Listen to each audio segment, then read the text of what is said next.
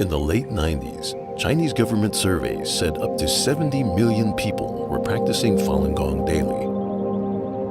Health bills were decreasing, crime rates were falling, and morality was rising.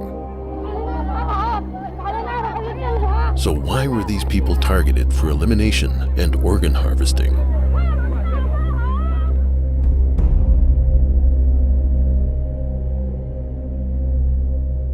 Mona Ye was one of the millions meditating in parks every day. There was a park across the street from my house. Because the first exercise site couldn't hold so many people anymore, it divided into the second, the third, the fourth. So at every street corner and in every park, you could see people practicing Falun Gong. There was from different kind in society. It was many policemen and military. It was just fundamental part of society at that time, and everybody knew somebody who practiced. Falun Gong is a traditional practice of self-cultivation, a practice of slow-moving exercises, meditation, and studying of the principles of truthfulness, compassion, and tolerance, and trying to adopt those into your life. While morning exercises had always been popular in China, Falun Gong brought more than just health benefits.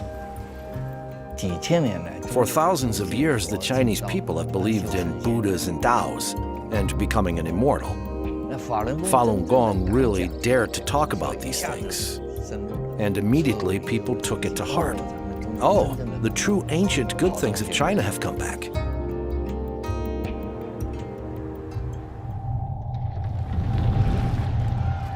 However, after 50 years of political campaigns to destroy traditional beliefs, any revival of spirituality was seen as a threat to communist rule. Since I was 11, I experienced all of the Chinese Communist Party's campaigns. Group after group of good people were targeted. There was no faith, no truth. Falun Gong stood in stark contrast with communist ideology. So it would be very hard for it to be tolerated by the CCP. With more practitioners than members in the Communist Party, the party chief, Jiang Zemin, saw it as a threat to his power and overruled the government support of Falun Gong. Jiang Zemin issued an order, set up special office called 610 Office, in charge of nationwide campaign of persecution. Known as China's Gestapo, the 610 agency was above the law and could use any and all means necessary to achieve its sole mission, to eliminate Falun Gong.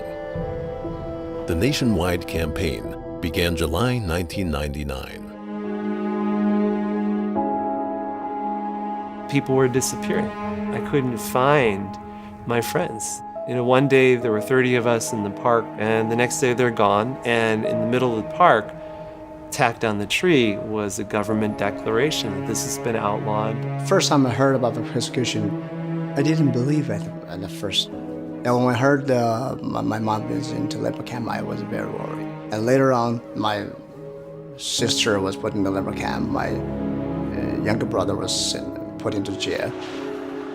Basically, my family is just torn apart. When this family is torn apart, actually, I feel inside torn apart. Like many practitioners, Pan Qi went to Beijing to appeal. She was arrested and imprisoned in the infamous Masanja labor camp. I often hear the sounds of electric batons, and frequently in the middle of the night, I hear heart-wrenching screams from practitioners. The goal was to make practitioners sign a statement to guarantee they would stop practicing, that they would renounce their faith. She took the electric baton. When she was beating me, it felt like it was directly piercing through my heart. It was like my entire body started convulsing, like it was going to fall apart. I personally have a friend whose mother was submersed in a cage. They put her in a little cage, they put him into sewer water in complete darkness for days. These are the different methods they're using on Falun Gong practitioners around the country, trying to transform them.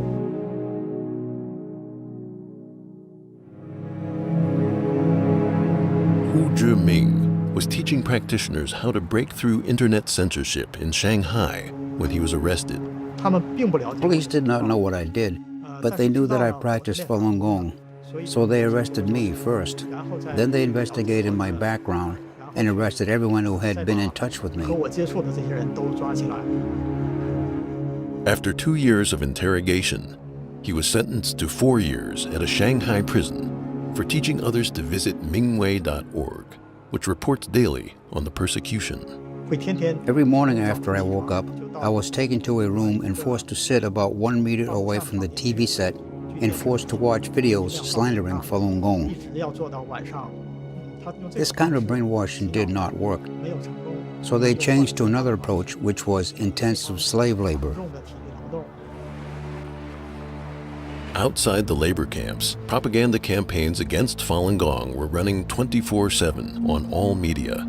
Like you turn on the TV, and literally the only way to describe it is propaganda marathons. You'd have mass book burnings organized by the party, steamrollers going over Falun Gong cassette tapes and CDs.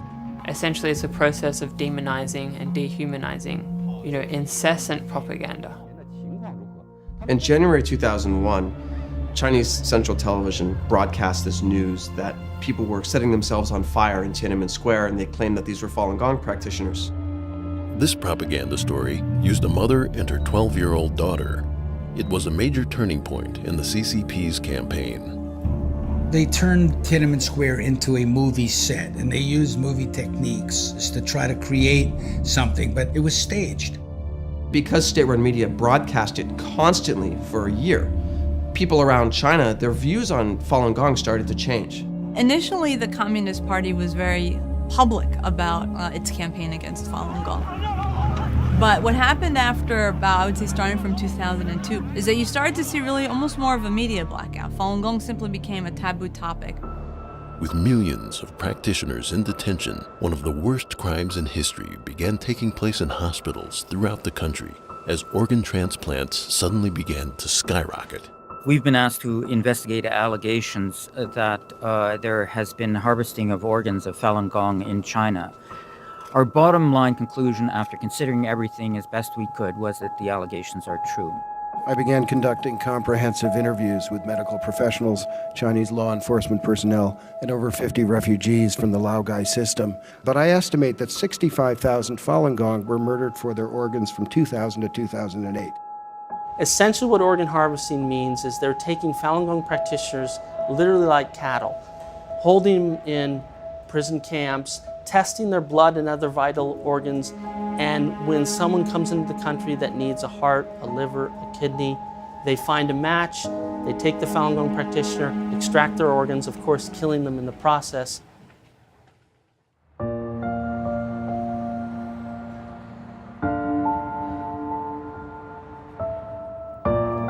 It is literally life and death for many of the upper echelon of the party members that run China to not let the Falun Gong story be told.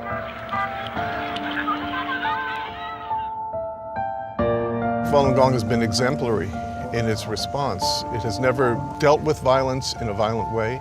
It's always responded with forbearance, with love, with truth, with patience, and ultimately that's going to prevail.